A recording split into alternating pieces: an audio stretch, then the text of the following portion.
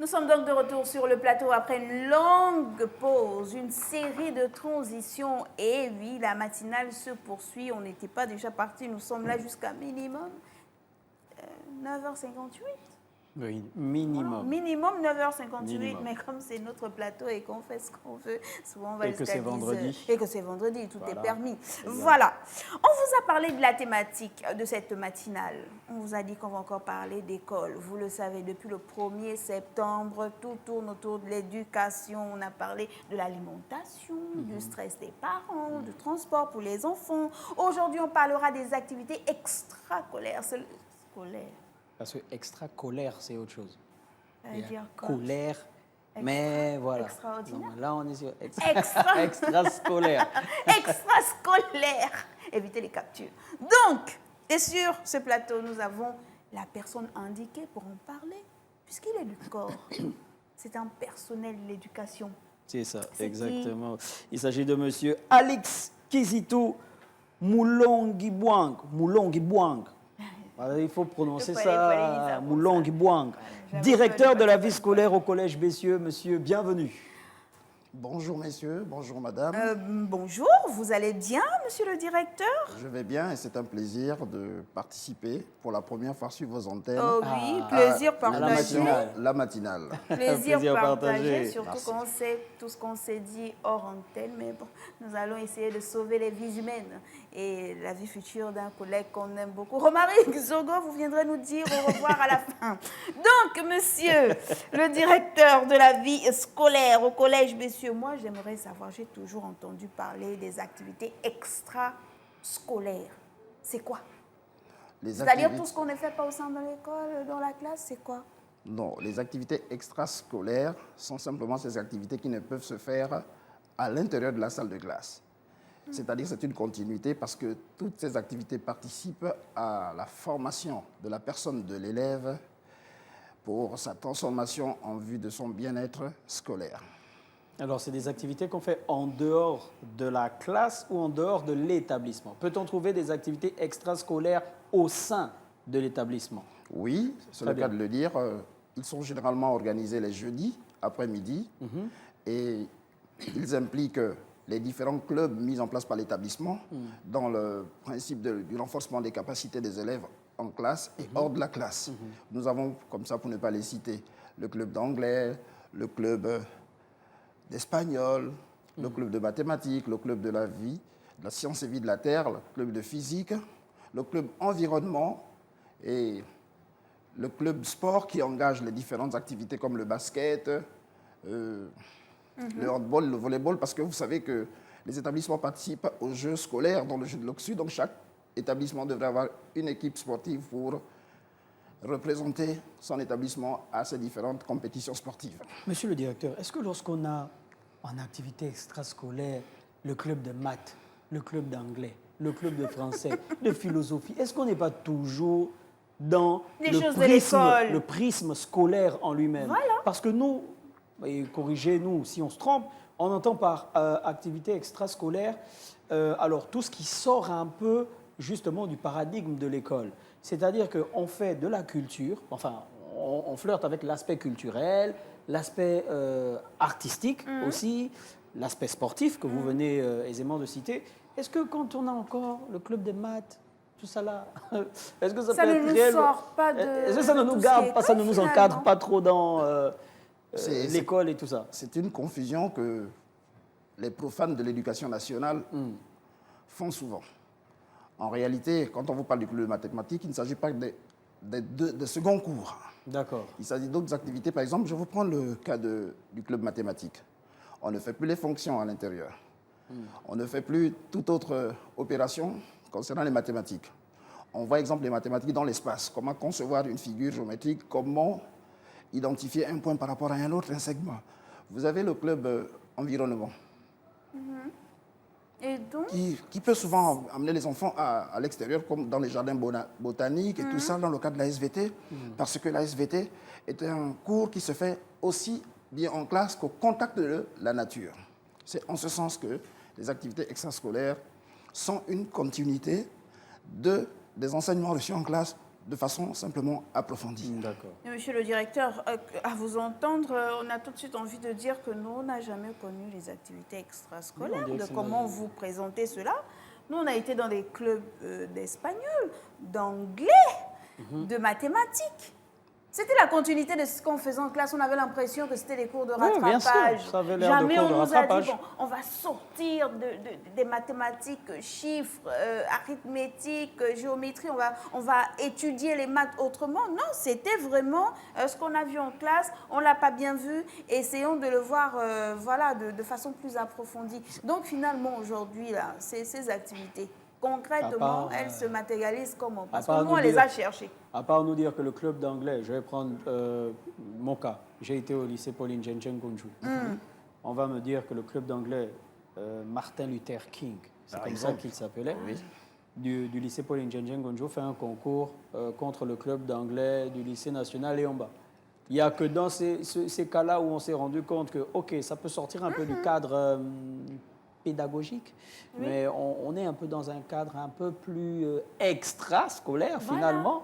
Donc, c'est pour compléter la question de Qui vos est collègues. censé encadrer ou surveiller cette norme-là qui devrait respecter ce qu'est ou ce que sont véritablement les activités extrascolaires? Ce que je veux vous dire, c'est que les différents clubs ne sont pas animés par ne sont pas forcément animés par les enseignants qui tiennent Oui. ces élèves en classe. Bien sûr. On peut faire appel à une expérience extérieure Oui. pour apporter une autre Ou bien même touche, des élèves eux-mêmes. ou les élèves entre eux-mêmes qui Oui. organisent.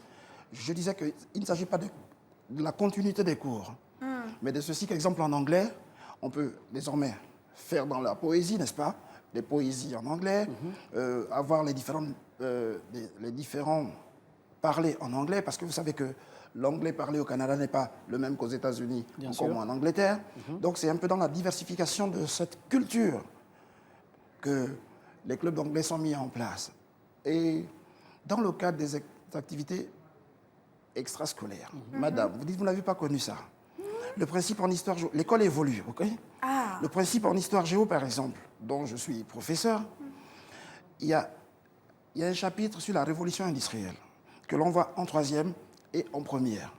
Vous savez que par le passé, on a utilisé la force humaine. Après, on est passé à la force animale. Et puis après, c'était la révolution de la machine, vous voyez? Pour que l'élève appréhende ces différentes évolutions, il est bien de voir le cours en classe, mais il est encore mieux de l'amener, par exemple, à la Sobraga, oui. pour voir comment le secteur de l'industrie est segmenté.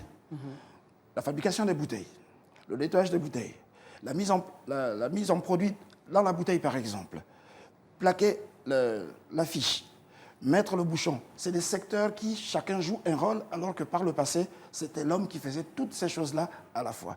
Donc, on peut parler d'activités extrascolaires dans le sens où on quitte la classe pour aller hors de la classe, mais toujours dans l'objectif de renforcer les capacités de l'élève pour mieux appréhender sa leçon.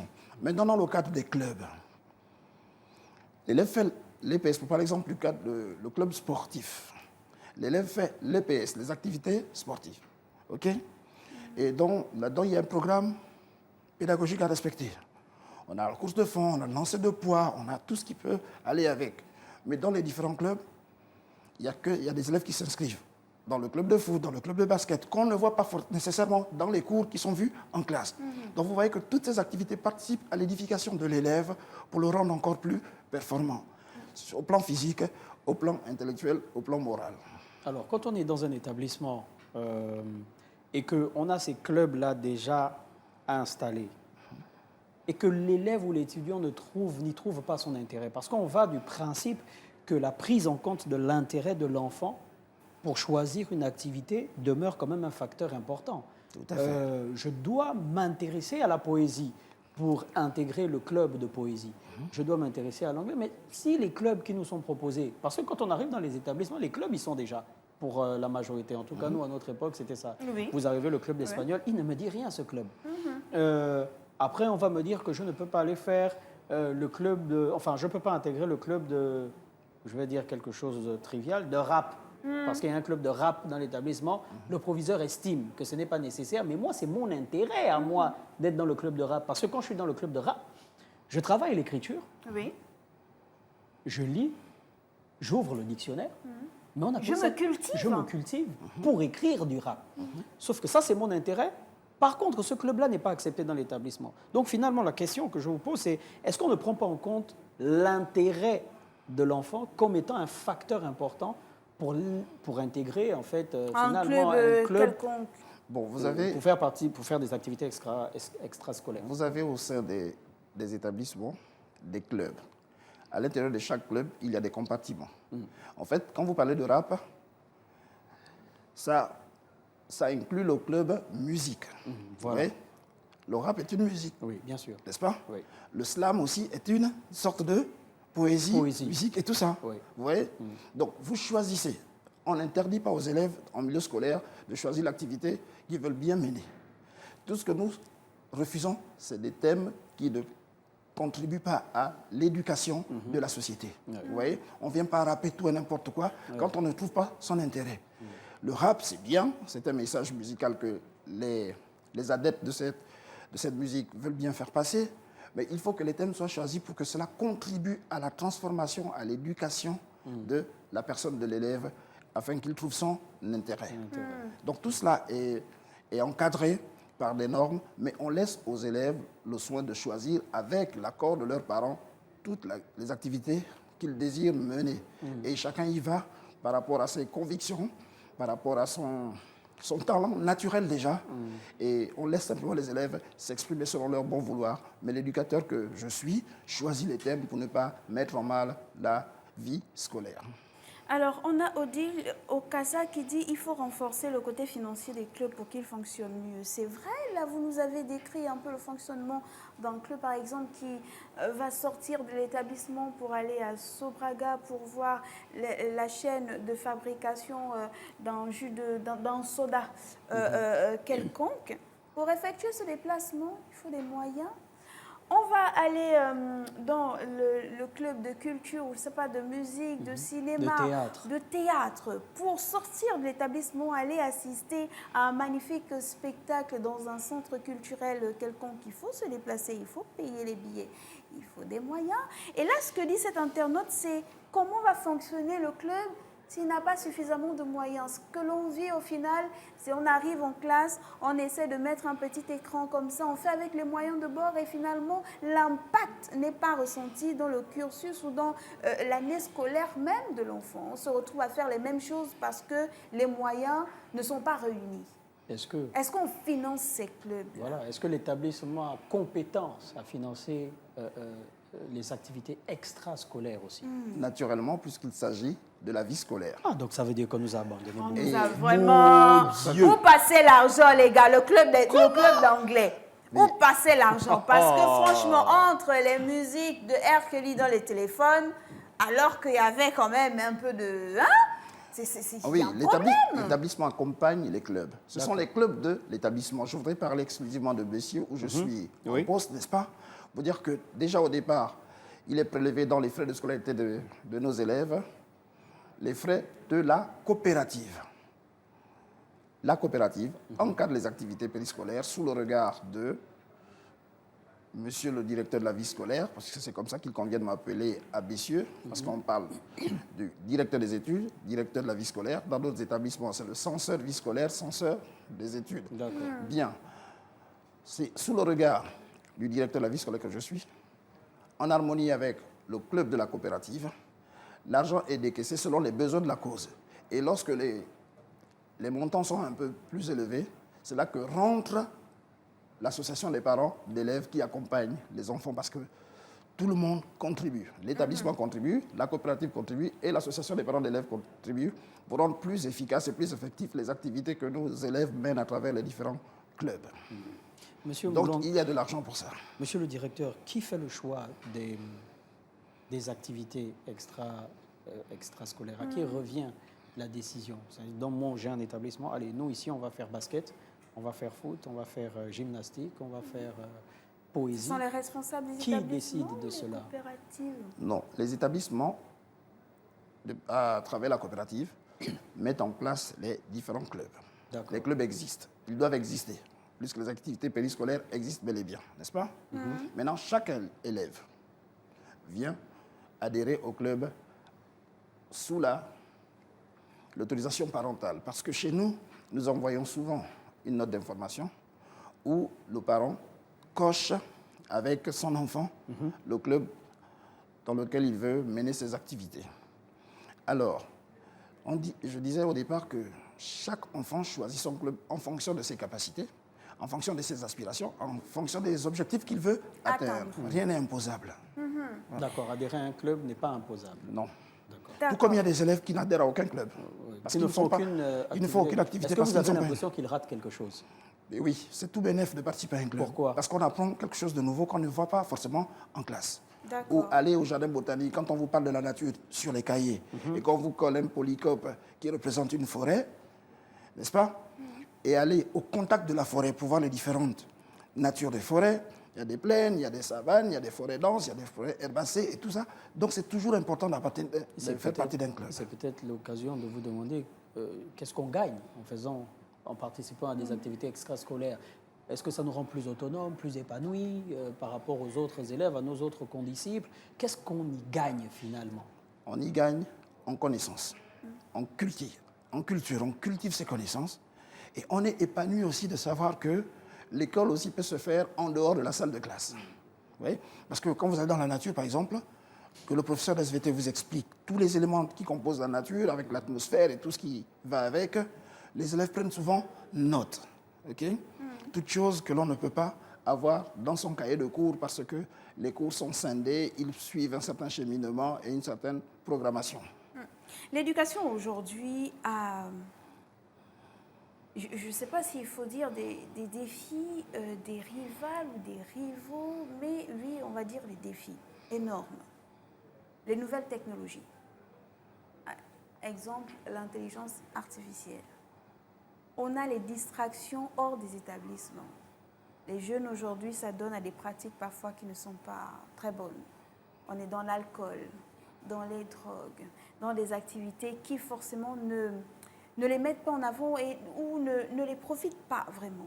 Et vous dites que les activités extrascolaires sont tellement importantes pour leur croissance intellectuelle. Alors, qu'est-ce qu'on met dans ces activités-là pour attirer ces jeunes? Parce qu'un jeune qui sait qu'il lui suffit d'aller sur, je ne veux pas citer la marque ou le nom d'une intelligence artificielle, pour savoir comment pousse une fleur, ben, il va gagner en temps au lieu de partir au jardin botanique avec ses condisciples. Il va aller sur l'intelligence artificielle, il regarde, il sait qu'il aura ses 2 heures sur TikTok, parce que c'est le réseau des jeunes, où il va passer un très bon moment à swiper, et vous allez lui dire, faut venir s'asseoir en classe pour apprendre à chanter en anglais, ou toutes les petites cantines anglaises que l'on nous enseignait quand on était plus jeune. Il faut aujourd'hui révolutionner l'enseignement aussi. Vous avez dit que l'éducation évolue. Aujourd'hui, qu'est-ce qu'on met dans les activités extrascolaires pour décoller nos jeunes de ce qu'ils ont construit comme eux, leurs propres activités, à part l'école? Madame, je dirais d'entrée de jeu que c'est bien. L'intelligence artificielle n'est pas en soi une mauvaise chose, mais ça dépend de l'usage que l'on en fait, n'est-ce pas? Alors, on voit le cours en classe. L'élève va naviguer sur le net à travers l'intelligence artificielle. Il reste là toujours dans le domaine de la théorie. Or, la théorie, pour qu'elle soit mieux renforcée, il faut qu'elle soit accompagnée de la pratique. C'est pourquoi l'élève doit descendre sur le terrain pour pratiquer l'activité afin de savoir comment véritablement appréhender le thème, appréhender le sujet pour renforcer davantage son intelligence et ses connaissances en la matière. Parce que l'intelligence artificielle vous donne toutes les réponses, selon qu'on soit au Canada ou en Occident. Or, en étant en Afrique, les réalités sont différentes. Il faut aller au contact des réalités africaines pour être mieux aguerri et être capable de discuter avec un autre internaute qui pratique la même activité en Europe, en Occident et partout ailleurs. Mais pour cela, il faut des outils aussi. Dans certaines écoles, chez les autres, loin là-bas, on voit les enfants dans les salles, ils portent des casques. Et puis, on les plonge dans un monde où ils sont capables de toucher une fleur sans forcément la toucher physiquement. Ça peut intéresser. Parce que si l'enfant fait une immersion dans ce monde virtuel-là, peut-être que là, il va se dire, mais si j'arrive à vivre ça comme ça à travers ce casque, mais ce serait tout simplement parfait d'aller vivre cela au jardin botanique. C'est pas comme si on venait lui montrer quelque chose sur un livre ou voilà, quels sont les outils aujourd'hui? Parce que vous nous disiez, dès longtemps, vous avez dit, l'éducation évolue. Vous aussi, vous devez, enfin, on estime que les établissements doivent s'arrimer à tout ce qu'il y a comme évolution. Bien sûr. Est-ce qu'on vient juste dire à un petit garçon de 9 ans qui est en 6e, tu sais, en allant au jardin botanique, tu vas gagner en termes éducatifs et tout ça. Ça, il ne va pas comprendre, lui. Non, il voit d'abord le cours en classe, n'est-ce pas? Et il va sur le terrain pour la pratique. Nous sommes d'accord. Mais lorsqu'il met son casque et qu'il commence à naviguer et tout ça, il reste dans le virtuel, madame. Entre le virtuel et la réalité. Je choisirais bien la réalité que le virtuel. Parce que le virtuel, on vous transporte, c'est cérébral. On vous emmène dans un univers que vous ne touchez pas. Que vous semblez toucher, mais que vous ne touchez pas. À l'école, on pratique la théorie et la pratique en même temps. Ces deux aspects renforcent les capacités de l'élève qui peut désormais savoir de quoi il est question, qui peut expliquer aux autres en disant c'est vrai, c'est comme ça, mais ça se pratique ainsi. Et ça peut susciter des vocations chez certains, par exemple, pour devenir agriculteur, parce qu'on ne fait pas l'agriculture sur n'importe quel sol. Il y a des sols appropriés, il y a des sols acides, il y a des sols salés et tout ça là. On ne pratique pas l'agriculture sur tous ces différents sols. Il faut que le sol soit fertile. Ok? Très bien. Alors, donc, si on reste dans le virtuel, pour que la plante pousse, il suffit de mettre en terre une graine et vous arroser. Mais le virtuel ne vous dira pas qu'on ne plante pas partout. Ou bien ce sol est acide ou ce sol est salé. Vous voyez? Voilà. S'il y avait plus d'activités extrascolaires, les jeunes seraient moins oisifs. Non, il ne faut pas le dire comme ça. Parce que même si, c'est le commentaire d'une internaute. Oui, ne le dites pas comme ça parce que il y a les vacances qui sont là. Ils ont 3 mois de vacances, ils peuvent en profiter pour faire tout ce qu'ils veulent. Mais nous faisons le maximum pour les occuper pendant l'année scolaire. Et vous voyez un peu que dans le cadre de Bessieux, par exemple, quand ils sont à l'intérieur de la barrière, ils obéissent à certaines franchises. Le téléphone est interdit, par exemple. Bien. Les ordinateurs sont interdits. Tout ce qui n'est pas en rapport avec l'éducation de l'enfant, comme les casques, les écouteurs et tout ça, sont interdits. Ils le font à l'extérieur de la maison, ils le font chez eux. Les ordinateurs personnels ou ceux de l'école? Parce Non. qu'aujourd'hui, on Ils vont en salle d'informatique où il y a des ordinateurs pour tous les élèves. Parfait. Voilà. Monsieur le directeur, le gong a sonné, ce qui signifie que le temps qui nous est imparti tire à sa fin. Par contre, il y a certains professeurs, maintenant que nous sommes adultes, on peut le dire. Il y a certains, et moi, j'aime tirer sur mes... Maintenant que nous sommes adultes, il y a certains professeurs qui avaient perverti la notion d'activité extrascolaire. Oui, monsieur, on les retrouve au bar avec les élèves. À la plage. À la plage avec les élèves. Oui. Et oui, monsieur, parfois au Noël, le prof, il organise sa fête. Mais vous ne venez pas à la fête du prof parce que ça ne vous intéresse pas. Et en janvier, on vous a retiré des points. Oui. Parce que le prof a estimé que faire sa fête de Noël C'est avec les élèves, c'est une activité Il faut d'abord même extrascolaire. cotiser aussi. D'où ma dernière question. Comment choisir l'activité idéale? Qu'est-ce qu'on privilégie? Moi, en tant qu'élève, qu'est-ce que je dois privilégier dans l'activité extrascolaire que je veux choisir? Qu'est-ce qu'elle doit susciter en moi, finalement? En ma connaissance, la fête d'un enseignant ne fait pas partie d'une activité Et extrascolaire. ils nous ont dit que c'était ça, monsieur le directeur. Non. Nous-mêmes, on savait que ce n'était pas ça. Oui, merci Eux, ils nous ont dit que c'était ça. merci de l'avoir compris. Oui, Et merci. dans le cas de Bessieux, ce genre de dérive ne peut pas exister. Sinon, cet enseignant se verrait simplement retiré des salles de classe et envoyé certainement à la bibliothèque ou bien remis à la disposition de la direction nationale. Parce que nous disons que les activités périscolaires qui sont menées sont un renforcement des capacités pour davantage former la personne de l'élève, pour le transformer positivement, pour en faire un élève modèle. Alors se retrouver à la plage avec tous les risques qui courent et tout ça, c'est de la responsabilité de celui qui engage ce genre d'activité, mais ces activités ne sont pas périscolaires. Très bien. Qu'est-ce que je dois privilégier en tant qu'élève si je dois choisir une activité extrascolaire? Mais là encore, on ne décide pas à la place des élèves, comme je l'ai dit. Les élèves choisissent leurs activités en fonction de leurs aspirations, en fonction des objectifs qu'ils veulent atteindre. Très bien. Parfait. Merci beaucoup. Nous avions un invité sur le plateau.